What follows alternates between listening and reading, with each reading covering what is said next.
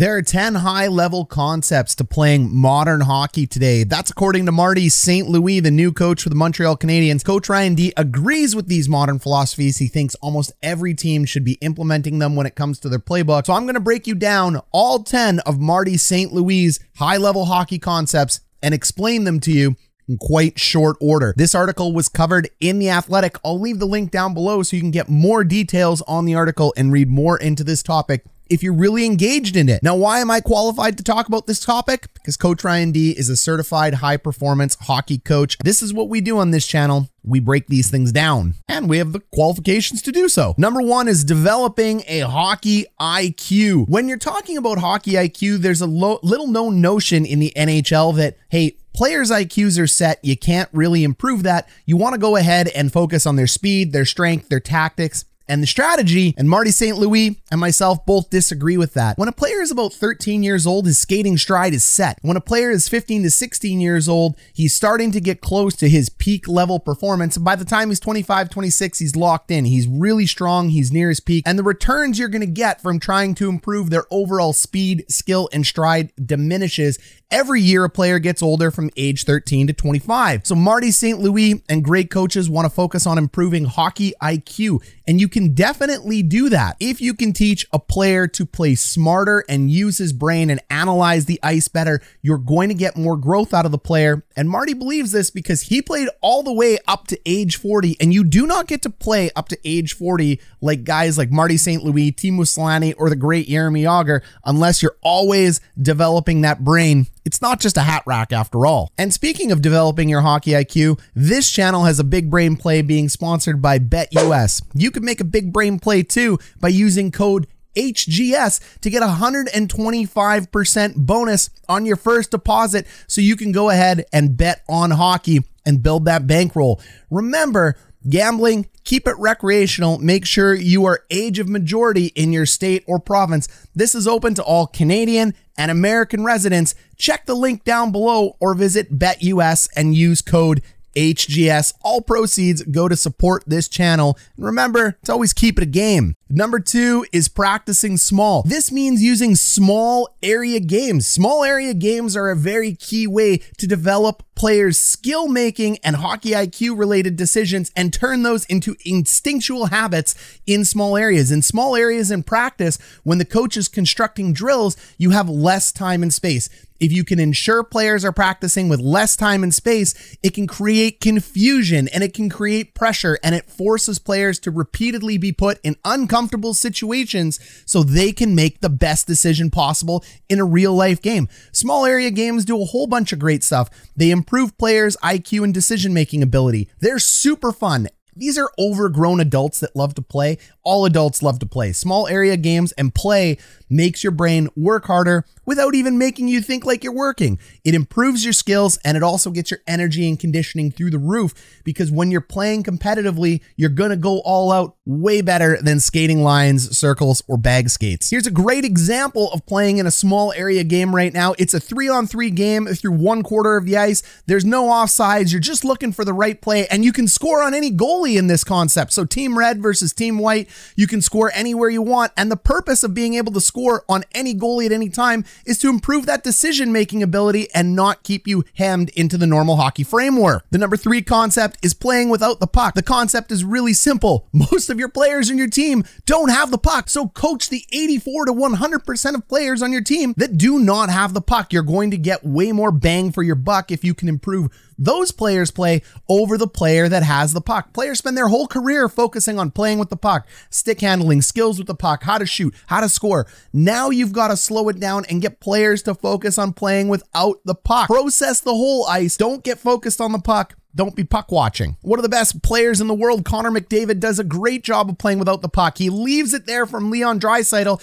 changes his speed, glides in like a great white shark. You can't see him. He gets lost. Bang! That is how you play without the puck. The number four concept is playing on top of other guys, your opponent, and the puck. Marty St. Louis wants his players to play on top of other players. That means crowd the space when you're on defense. When you're on a neutral zone forecheck or a offensive zone forecheck, the first player in has the easiest job. All you're doing is pressuring the puck, but the second player in has to read and react and take time and space away based on what the first player is doing. The third player has to read and react off the second player and somewhat off the first player, as well as read the concept about what the other team is doing with the puck. The whole point of this concept is every player following the next player should be taking time and space away from an opponent. Here's a great example of that. The first player, easy job, shuffle him to the left side. The second player reads and reacts off the first, and then our first defenseman steps up and takes that puck away. They were taking away space, taking away space, taking away space. That took 4 players to turn that puck over as a unit. The number 5 concept is to go ahead and simplify the D zone. Simple, simple, simple. There's a whole bunch of tactics out there that I talk about on this channel about positional D zone hockey. We are not talking about the forecheck here. We are talking in your D zone, and Marty St. Louis wants them to stick with their man. Don't just stick on a position. If you've got a man, even though it puts you out of proper D zone coverage, you stick with that man. And it's talking about when you're in your own D zone, not just the entire length of the ice. When you're in your own D zone, Marty St. Louis is saying, hey, look, if you can see a player's eyes, stick with them and contain. You always contain when you see a player's eyes and he has the puck. However, as soon as you see a number and they're back, you want to pressure, pressure, pressure, and that reverts you back to number 4, which is all about taking away time and space. Then that leads us into number 6, which is about making the best play. If this isn't Marty St. Louis, I don't know what is in his playing career. It's not about making the safest play. We've all seen it, and fans, we all talk about it on the forums. Should have dumped it in, should have chipped it, should have eaten it. When you're in the NHL, you got to keep your job, and sometimes the best way to keep your job is to make the safe plays so you don't get off the bench and get yelled at by the old bench boss and coach, or cut or traded. But Marty St. Louis is saying, take that fear away and make the best play. The best play isn't always the safest play. So just because you dump a puck into the zone doesn't mean you didn't give up an opportunity to make a better play to keep puck possession and generate an offensive chance. He also acknowledges, and I acknowledge, that when you play this way, sometimes you turn the puck over and it can actually cost you goals. But over the length of time, if you improve this decision-making ability, you will get more goals than less goals, and it keeps you unpredictable and the other team on their toes. So he wants the team choosing possession and keeping the puck on their stick over dump-ins and chip-ins. That allows players like Cole Caulfield to play with the skill they've been given, and he wants them to process information, not just as the puck handler. We all focus on the puck handler. It always goes back to playing without the puck. The non-puck handler also has to make the best play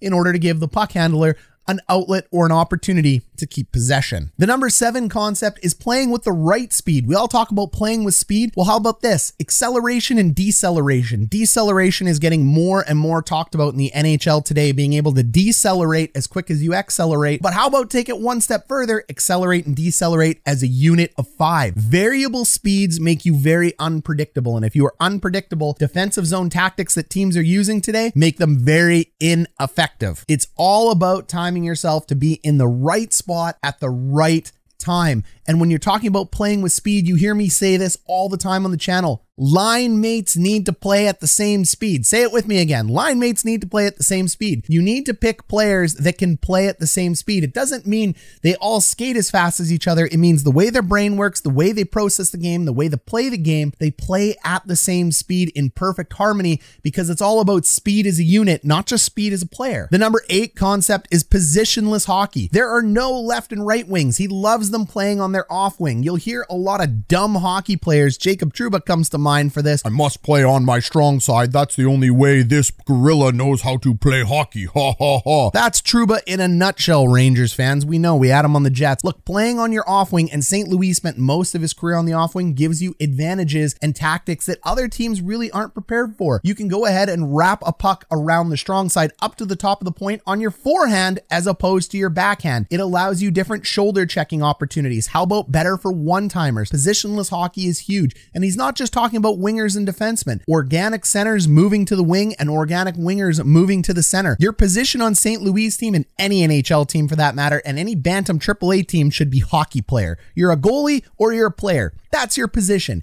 End of story. So we talk in terms of F1, F2, F3, D1, D2, and guess what? anyone can be any position. A center can be D2 and a defenseman can be F1, depending on your position in the ice and where the puck is. The number concept is using width to beat your opponents, not just narrow north-south hockey. It avoids you being trapped. Defensive zone structures try to force and funnel players onto one side of the ice, especially in the offensive zone or the neutral zone. Cutting the ice in half north to south is a defensive zone tactic, so you got to use width in order to break that up. And more organically than not, players with higher skill are more prone to playing an east-west game, to which we hear is, oh, such a bad game. Don't play east-west. Oh my God, north-south. If you don't go north-south, you're going to be cut and you're going to be traded because you're not making the best play and you're dumping the puck into the zone. And take a hike, Ethan Bear. You cost the Edmonton Oilers the Stanley Cup. We're cutting you. Terrible coaching by Dave Tippett, not allowing a talented player to play east-west. That's what St. Louis is talking about.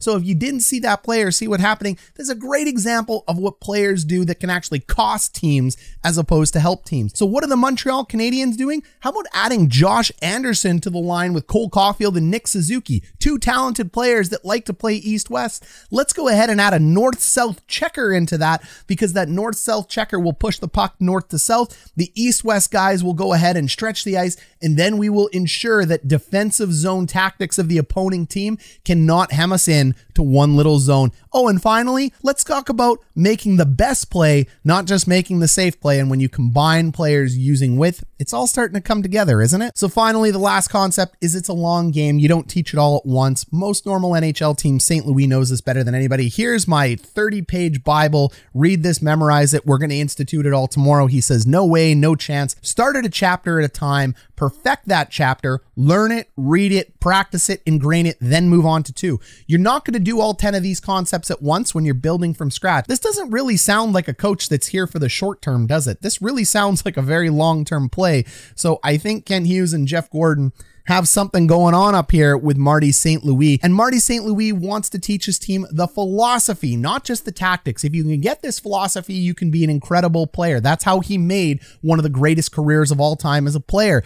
It's built over the years, and it's built through your captains, and it's built through your culture. You are going to have pieces that are trading in and out at all points in time, but you got to take that core of 5 to 7 guys, really get them to understand it so they can teach it to the new players as they're coming in. Okay, I hope you found this video helpful and informative. Leave a comment, leave a like, subscribe, and hey, check out some of our other great hockey content here. Catch you in the next video.